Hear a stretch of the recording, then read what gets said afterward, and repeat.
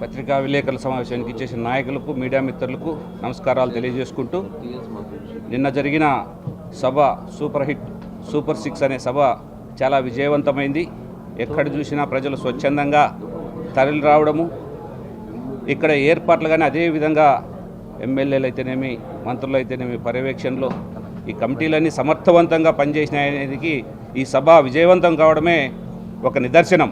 ప్రతి ఒక్కరూ వాళ్ళకి ఇచ్చిన బాధ్యతలు సమర్థవంతంగా నిర్వహించి ప్రజలకు ఏమేమి అవసరాలు ఉన్నాయో ఆ అవసరాలన్నీ తీర్చి ఎవరికి ఏ ఇబ్బంది కలగకుండా చిట్ట చివరి వ్యక్తి చేరుకునే వరకు వాళ్ళ బాగోగులు చూసుకున్నారు.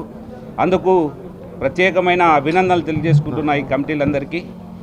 కేంద్ర ప్రభుత్వము గత 5 సంవత్సరాలు ఎన్నో సంక్షేమ పథకాలకు డబ్బులు ఇస్తే అవన్నీ వేరే దారికి మళ్లించి అవినీతి చేసేసి ఇక్కడ అభివృద్ధిని నిరోధకులుగా మారి ఈ 15 నెలల కాలంలోనే ఈ కేంద్రం నుంచి ఎన్నోసార్లు అయ్యి రాష్ట్ర ప్రభుత్వం ఏం చేస్తుంది, చంద్రబాబు నాయుడు గారు పవన్ కళ్యాణ్ గారి ఆధ్వర్యంలో ఏమేమి అభివృద్ధి పథకాలు అయితే అమలవుతాయి అనేది మనం అందరం చూస్తున్నాం.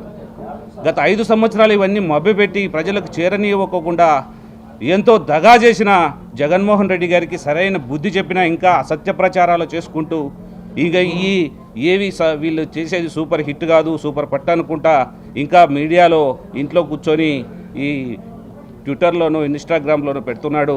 ఆయనకు పబ్జీ గేమ్ ఆడడం ఒకటే తెలుసు, కానీ ప్రజల్ని ఏ విధంగా పాలన చేయాలా లేకుంటే ప్రజలకు ఏ విధంగా సంక్షేమ పథకాలు అందించాలనే ఆలోచన లేకపోవడం వల్లే ఈ విధంగా ప్రతిపక్ష హోదా లేకుండా బుద్ధి చెప్పినా కానీ ఇప్పటికీ అదే పంత ఆచరిస్తున్నాడు.